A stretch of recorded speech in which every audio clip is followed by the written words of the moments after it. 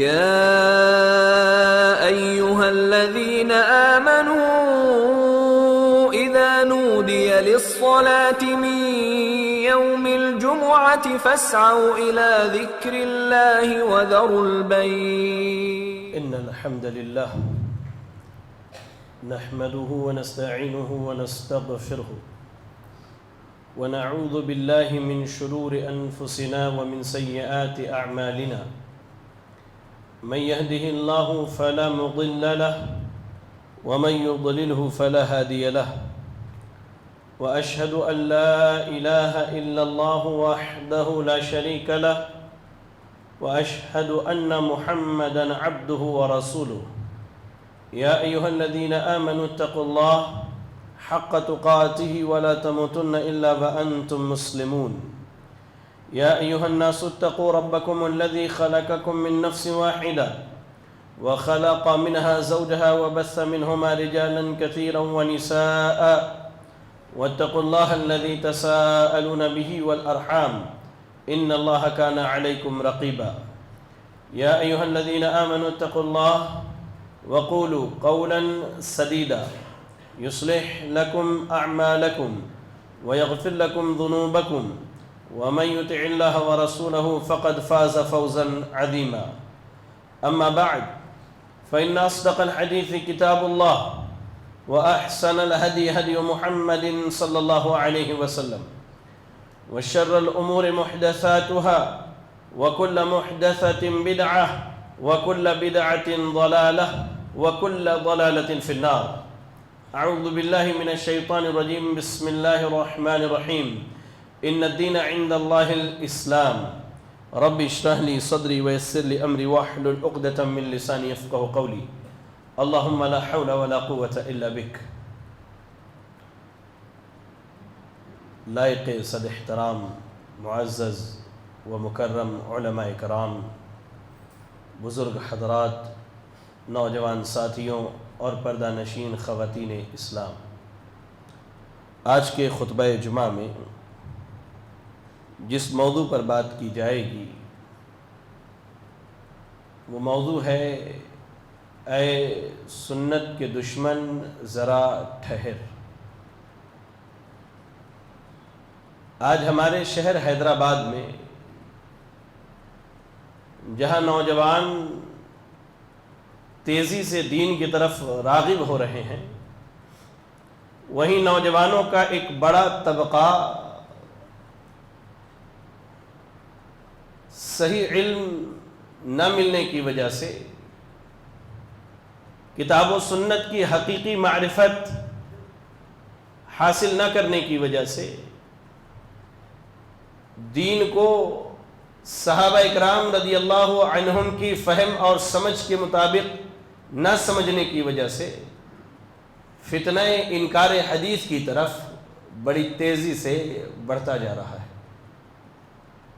ابھی حال ہی میں تقریباً 4-5 مساجد جہاں میں خطبے کے لیے گیا، عموماً بھائیوں نے اس بات کی خبر دی، اللہ ان سب کو جزائے خیر دے، کہ شیخ نوجوانوں کا ایک بڑا طبقہ جو ہے بڑی تیزی سے انکار حدیث کے فتنے کی طرف بڑھ رہا ہے۔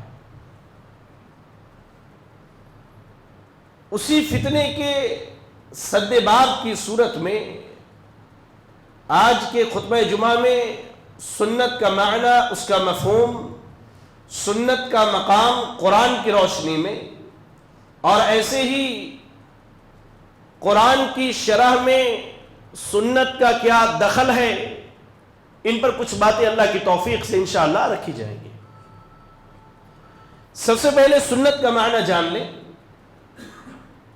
اگر ہم عام لغت، عام ڈکشنری کو پڑھیں تو سنت کا معنی طریقہ اور راستہ ہوتا ہے۔ اب وہ طریقہ یا راستہ اچھا ہو یا برا ہو، اسے عربی زبان میں سنت کہا جاتا ہے۔ قرآن مجید پڑھیے آپ، سورۃ الاحزاب کی آیت نمبر 38 میں اللہ نے کیا کہا؟ سنت اللہ فی الذین خلو من قبل، یہ اللہ کا طریقہ ہے، یہ اللہ کا راستہ ہے ان لوگوں میں جو پہلے گزر چکے ہیں۔ ابو محذورہ رضی اللہ تعالی عنہ نبی اکرم صلی اللہ علیہ وسلم کے پاس آتے ہیں، سنن ابی داؤد کی روایت ہے، حدیث صحیح سند سے آئی ہے، کہتے یا رسول اللہ علمنی سنت الاذان، اللہ کے نبی صلی اللہ علیہ وسلم مجھے آذان کا طریقہ سکھلائیے۔ اس آیت اور حدیث کو جمع کریں تو سنت کا عام معنی راستہ اور طریقہ کا ہے۔ اب وہ راستہ اچھا ہو یا برا یہ بات کی بات ہے۔ محدثین کی اصطلاح میں سنت کسے کہتے ہیں؟ بڑی جامع تعریف کی ہے محدثین نے، کہتے ہیں ہر اس قول یعنی بات، ہر اس فعل یعنی عمل، اور تقریر یعنی کسی چیز کو برقرار رکھنا۔ نبی صلی اللہ علیہ وسلم کے سامنے کوئی کام کیا گیا اور آپ نے اس سے منع نہیں کیا، آپ نے خاموشی اختیار کر لی، اسے کیا کہتے ہیں؟ تقریر، سنت تقریری کہتے ہیں۔ بہرحال تو ہر اس قول، فعل اور تقریر، اور ایسے ہی صفت خلقیہ اور صفت خلقیہ، اللہ کے نبی صلی اللہ علیہ وسلم کی جس ہیئت پر تخلیق کی گئی وہ، اور آپ کے جو اخلاقی صفات تھے، ان 5 چیزوں کے مجموعے کا نام سنت ہے۔ ہر وہ قول یعنی ہر وہ بات جس کی نسبت اللہ کے نبی صلی اللہ علیہ وسلم کی طرف کی جائے، ہر وہ عمل جس کی نسبت اللہ کے نبی صلی اللہ علیہ وسلم کی طرف کی جائے، ہر وہ تقریر جو آپ کی موجودگی میں عمل کیا گیا، آپ نے خاموشی اختیار کر دی، ایسے ہی ہر وہ تخلیقی صفت یا اخلاقی صفت جس کی نسبت نبی صلی اللہ علیہ وسلم کی طرف کی جائے، یہ سنت ہے۔ یہی تعریف اگر آپ دیکھیں تو امام سخاوی، امام بیضاوی، امام ابن حزم اور ایسے امام شاطبی اور حجاج خطیب رحمہم اللہ نے سنت کی ہے۔ یہ سنت کا معنی ہے عام لغت میں اور محدثین کی اصطلاح میں۔ سنت کے بارے میں ایک چیز یاد رکھیں، اللہ تعالی ہمارے استاذ محترم عبدالسلام مدنی رحمہ اللہ پر رحم فرمائے۔ جامع سلفیہ میں انہوں نے ایک عرصہ دراز تک، تقریباً 30-32 سال تک صحیح بخاری انہوں نے پڑھائی، تو وہ ہمیشہ ایک بات کہا کرتے تھے، پہلے ہی سال جب ہم فضیلت میں پڑھنے گئے اس وقت وہ ایک بات کہا کرتے تھے کہ ہم جو بار بار کہتے ہیں نا قرآن حدیث، یعنی پہلے قرآن اس کے بعد حدیث، انہوں نے ایک اصلاح کی ہماری، کہا کہ یہ صرف ترتیب میں 1 اور 2 نمبر پر ہے، یعنی پہلے قرآن اس کے بعد حدیث، لیکن جہاں حجت پکڑنے کی بات آئے گی، دلیل لینے کی بات آئے گی، مسئلہ ثابت کرنے کی بات آئے گی، تو جو مقام قرآن کی آیات کا ہے وہی مقام اگر حدیث صحیح سند سے ثابت ہو جائے تو اس کا ہے۔ اللہ اکبر۔ آئیے اس سنت کے بارے میں قرآن کیا کہتا ہے۔ سب سے پہلی چیز اللہ رب العالمین نے اتباع سنت کا حکم دیتے ہوئے فرمایا وَمَا آتَاكُمُ الرَّسُولُ فَخُذُوهُ وَمَا نَهَاكُمْ عَنْهُ فَانْتَهُوا، کہ رسول اللہ صلی اللہ علیہ وسلم جو تمہیں دیں وہ لے لو، اور جس چیز سے روک دیں اس سے رک جاؤ۔ یہ آیت کریمہ اپنے اعتبار سے بڑی واضح ہے کہ اللہ کے رسول صلی اللہ علیہ وسلم ہمیں جن باتوں کا حکم دیتے ہیں ان باتوں کو، ان کاموں کو کرنا ہے، اور اللہ کے رسول صلی اللہ علیہ وسلم ہمیں جن باتوں سے، جن کاموں سے روک دیتے ہیں اس سے رک جانا ہے۔ اگر نبی صلی اللہ علیہ وسلم کی زندگی پر ہماری تھوڑی سی بھی نظر ہو تو ہمیں اس بات کا علم ہوگا کہ اللہ کے نبی صلی اللہ علیہ وسلم نے بہت ساری باتیں قرآن کے علاوہ بھی بتلائی ہیں، بہت سارے معاملات آپ نے قرآن کے علاوہ بھی وضاحت کی ہے۔ تو در حقیقت نبی نے جہاں قرآن دیا وہی نبی نے ہمیں سنت بھی عطا کی ہے۔ اور آگے آئیے قرآن مجید پڑھیے، اللہ رب العالمین نے ایک مقام پر اپنی اطاعت کے فوراً بعد اپنے نبی کی اطاعت و فرما برداری کو جوڑا ہے۔ سورہ آل عمران کی تلاوت کیجئے، آیت نمبر 132 اللہ نے کیا کہا؟ وَأَطِيعُوا اللَّهَ وَالرَّسُولَ لَعَلَّكُمْ تُرْحَمُونَ، کہ اے لوگوں اللہ کی فرما برداری کرو اور رسول کی فرما برداری کرو، ہو سکتا ہے تمہارے اوپر اللہ کی جانب سے رحم کیا جائے۔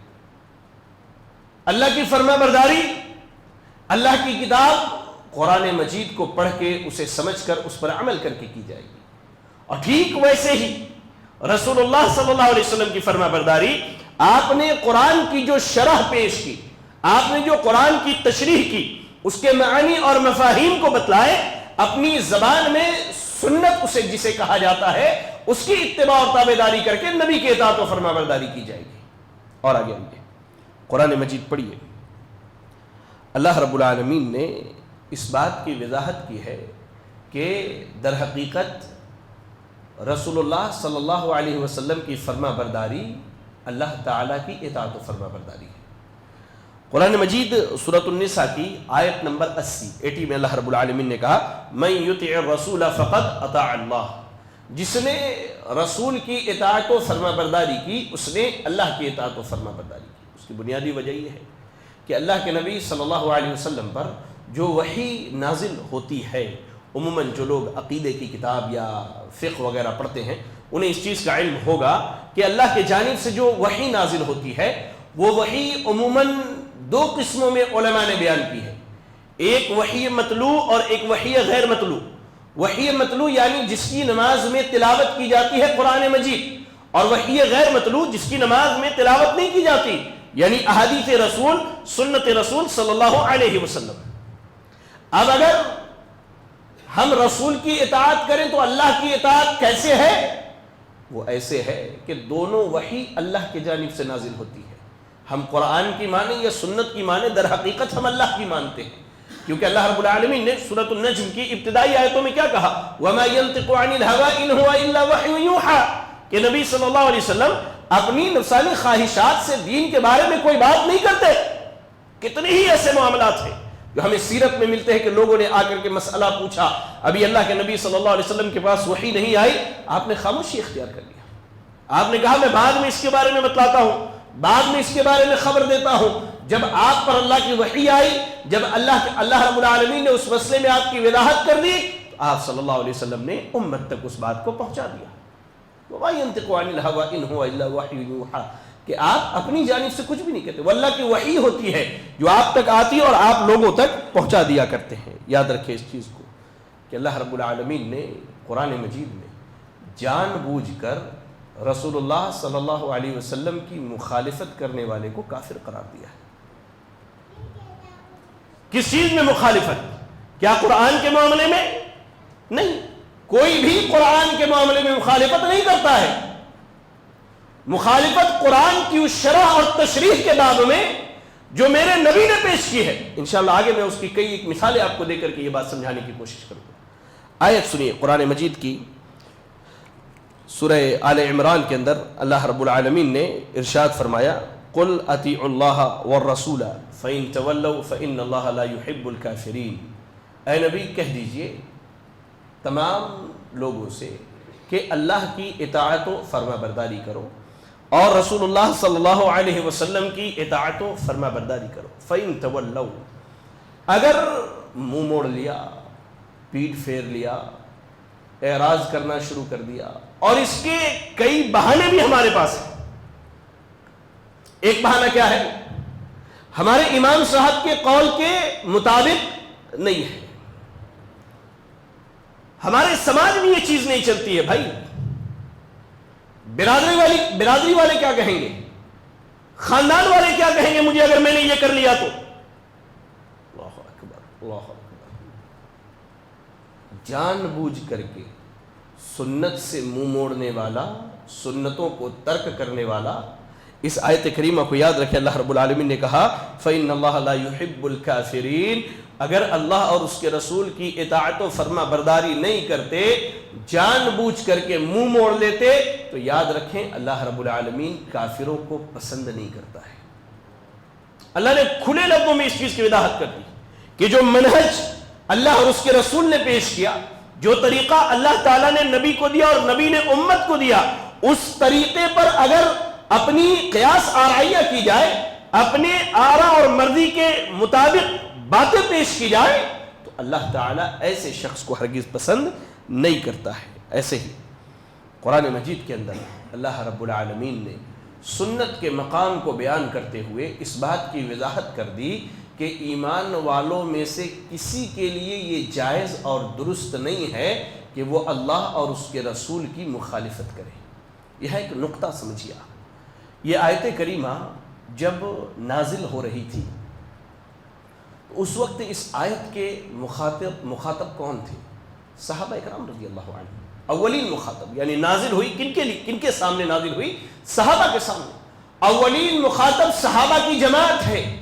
یعنی آیت کریمہ یہ بتلاتی ہے کہ ابو بکر، عمر، عثمان، علی، طلحہ، زبیر، عبد الرحمن بن عوف اور ابو ہریرہ اور دیگر تمام صحابہ رضی اللہ عنہم وارضا، اللہ ان سے راضی ہو، اللہ ان کے قبروں کو نور سے منور کرے. کسی صحابی کے لیے یہ جائز نہیں تھا اس دور میں کہ اللہ کے رسول کی مخالفت کرے کسی معاملے میں. آج ہماری آپ کی کیا حیثیت ہے؟ صبح کو ہمارا ایمان باقی رہتا، شام ہوتے ہوتے ہمارا ایمان بک جاتا ہے. شام کو ایمان کی حالت میں رہتے، صبح تک ہمارا ایمان بک جاتا ہے. اولین مخاطب صحابہ ہے. اللہ نے ان سے کہا، کیا کہا اللہ نے؟ وَمَا كَانَ لِمُؤْمِنٍ وَلَا مُؤْمِنَةٍ إِذَا قَضَى اللَّهُ وَرَسُولُهُ أَمْرًا أَن يَكُونَ لَهُمُ الْخِيَرَةُ مِنْ أَمْرِهِمْ وَمَن يَعْصِ اللَّهَ وَرَسُولَهُ فَقَدْ ضَلَّ ضَلَالًا مُبِينًا. اللہ نے کہا کسی ایمان والے مرد اور کسی ایمان والی عورت کے لیے یہ جائز نہیں ہے کہ جب اللہ اور اس کے رسول کسی معاملے میں فیصلہ کر دے تو اب ان کے لیے کوئی اختیار باقی رہے. یا رب، آج ہمارے درمیان اختلاف ہوتے ہیں، آج ہم دلائل پیش کرتے ہیں، سامنے سے دلیلوں کو سریعام نکار دیا جاتا ہے. یا رب، یہ کسی ایمان والے کے لیے جائز نہیں. ایمان کا تقاضا یہی ہے کہ انسان اپنے آپ کو اللہ اور اس کے رسول کے آگے سرنڈر کر دے. ایمان کا دعویٰ بھی ہو، رسول کی مخالفت بھی ہو، حدیثوں کا انکار بھی ہو. ایک دل کے اندر انکار حدیث اور محبت حدیث کبھی جمع نہیں ہو سکتا. یاد رکھنا آپ اس چیز کو. کسی بھی دل کے اندر انکار حدیث اور محبت رسول، محبت الہی، محبت قرآن، محبت دین کبھی بھی جمع نہیں ہو سکتا. اللہ کی قسم کبھی جمع نہیں ہو سکتا. اللہ نے اعلان کر دیا اس بات کے، وَمَن يَعْصِ اللَّهَ وَرَسُولَهُ فَقَدْ ضَلَّ ضَلَالًا مُبِينًا. جس نے اللہ اور اس کے رسول کی مخالفت کی وہ دور کی گمراہی میں، کھلی ہوئی گمراہی میں جا پڑا. آئیے میں آپ کو ایک اور آیت کریمہ سناؤں اس باب میں کہ اللہ تعالیٰ نے ہمارے درمیان ہونے والے اختلافات کو حل کرنے کے لیے ایک آسان اور سیدھا سا راستہ اللہ نے بتایا. وہ کیا ہے؟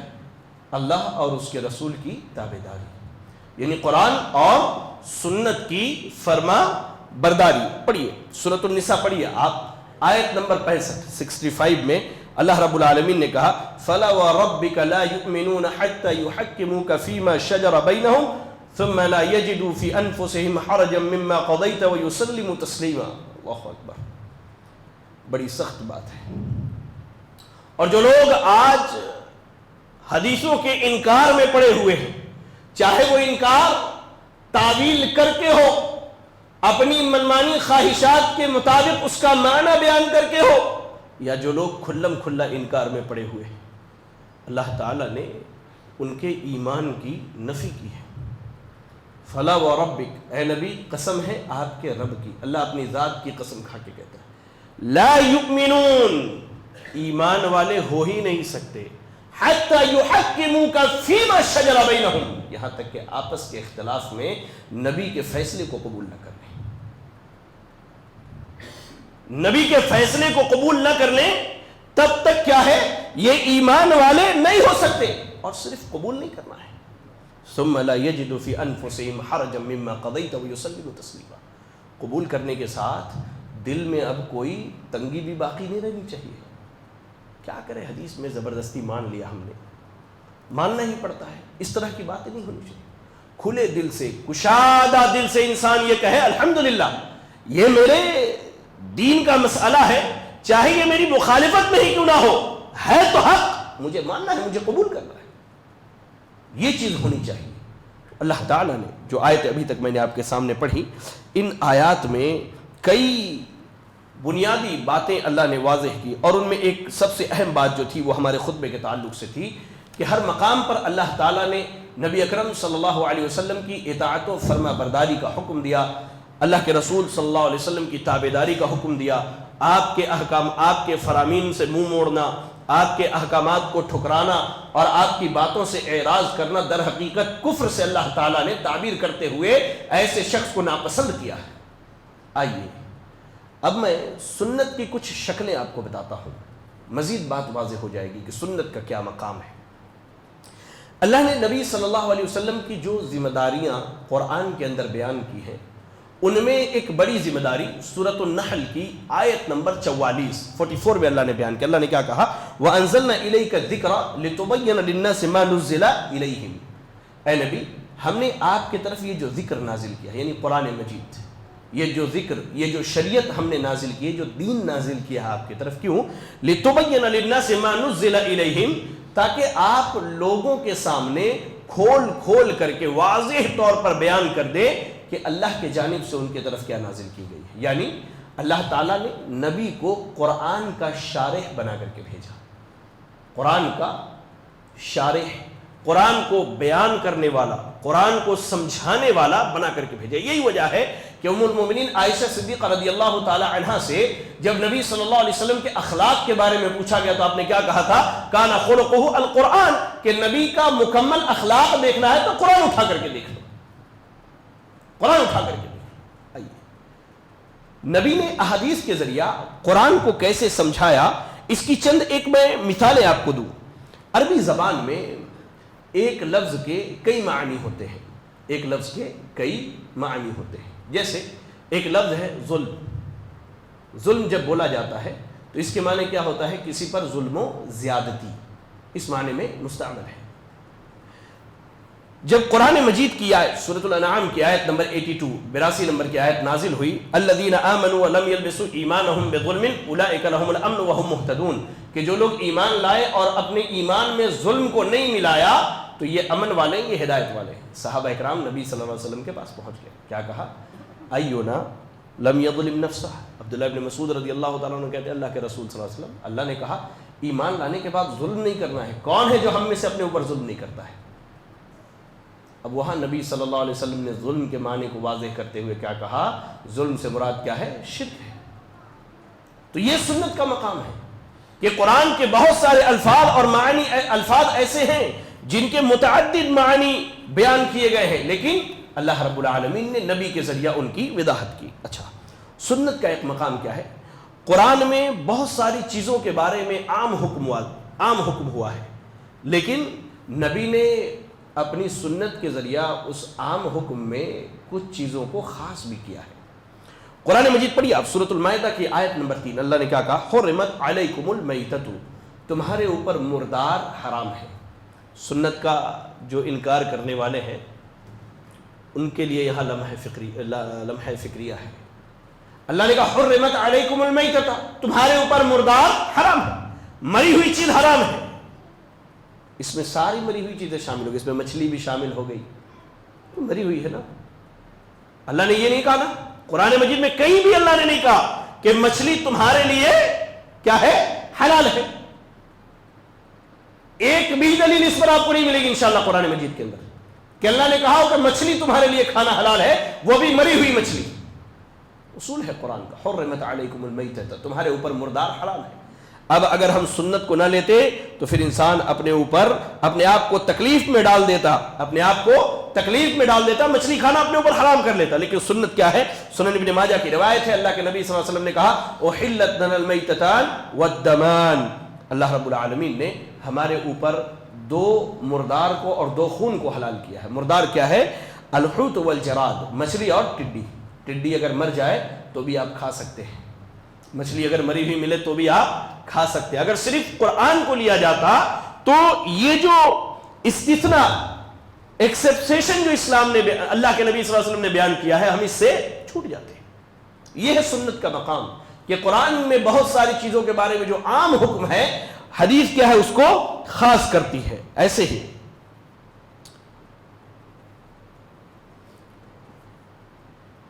قرآن مجید میں بعض اوقات قرآن کے دو احکامات کے درمیان پائی جانے والی درمیانی صورت کو بھی سنت بیان کرتا ہے۔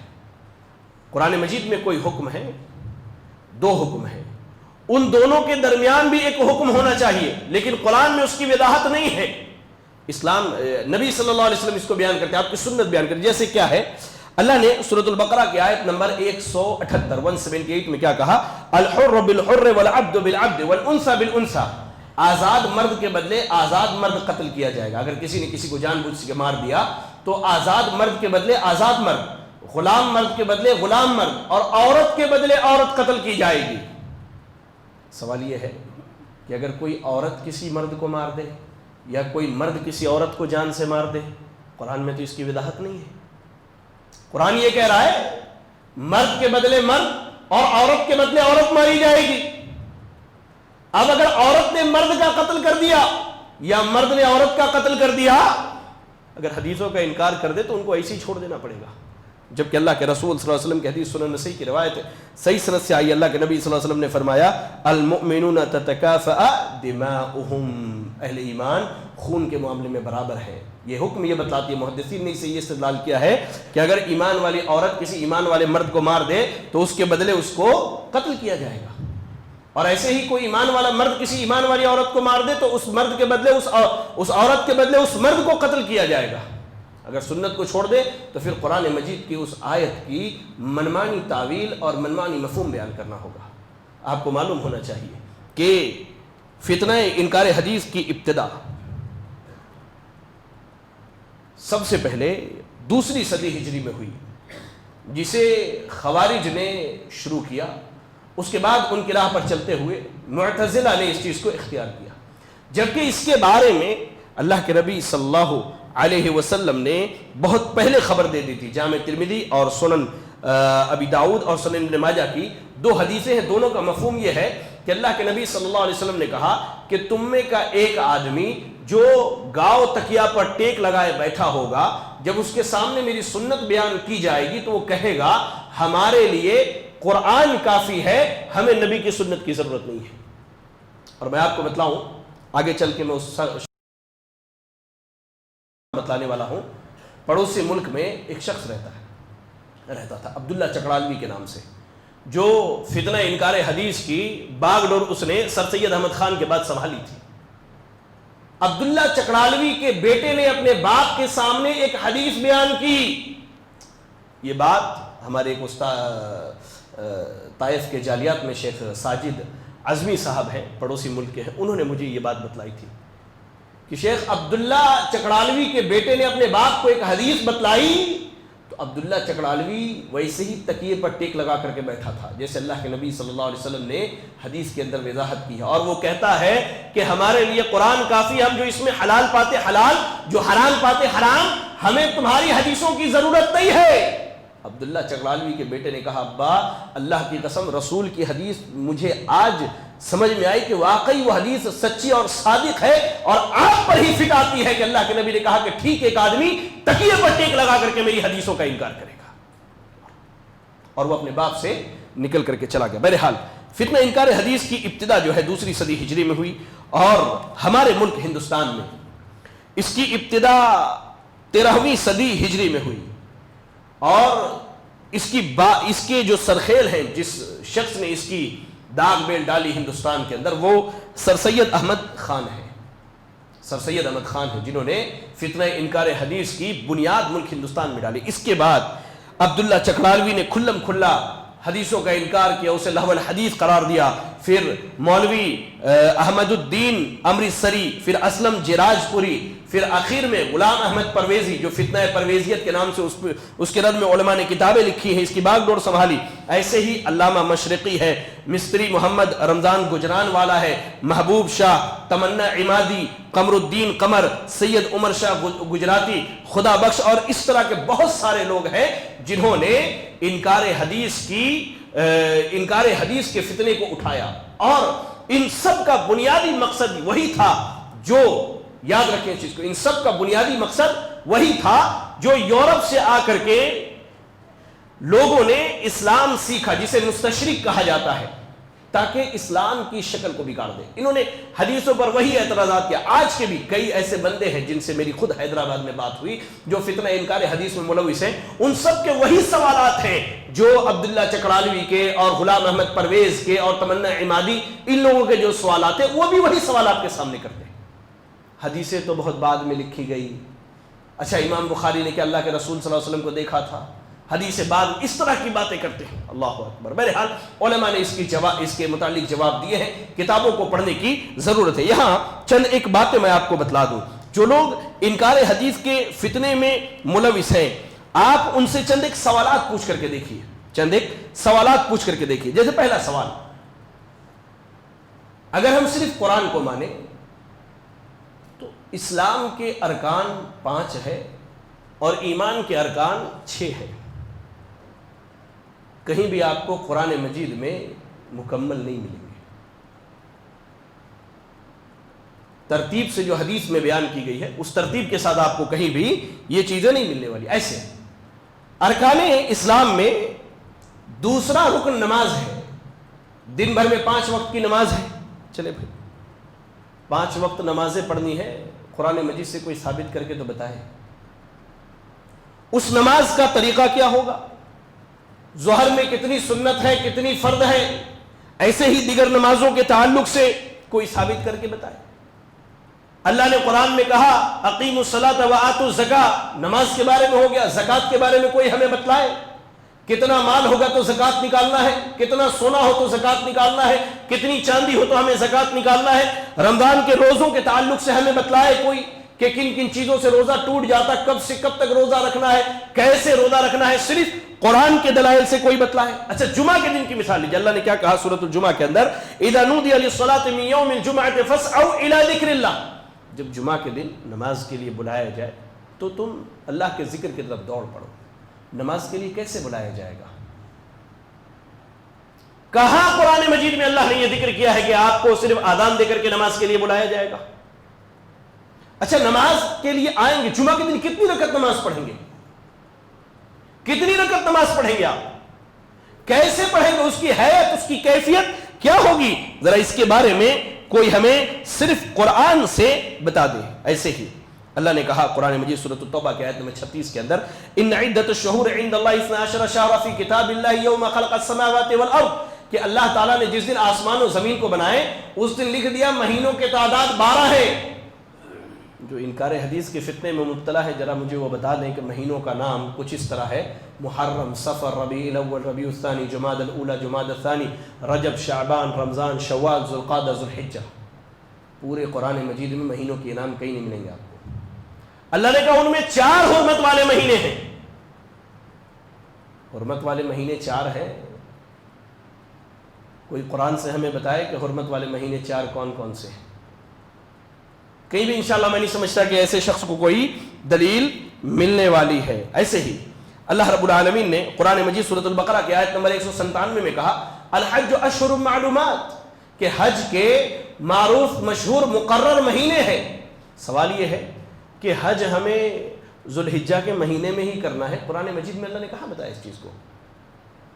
کہاں اللہ نے اس چیز کی وضاحت کی کہ آپ ذوالحجہ کے مہینے میں حج کے لیے جائیے؟ اچھا حج کے لیے جائیں تو احرام پہن کر کے جائیں خانہ کعبہ, اور میقات سے لبیک پکارتے ہوئے جائیں. خانہ کعبہ جانے کے بعد 7 چکر طواف کریں, 2 رکعت نماز پڑھیں, پھر آپ اللہ رحم فرمائے صفا مروہ کی سعی کریں, مینا میں 5-6 دن گزاریں, عرفات میں جائیں, مزدلفہ میں جائیں.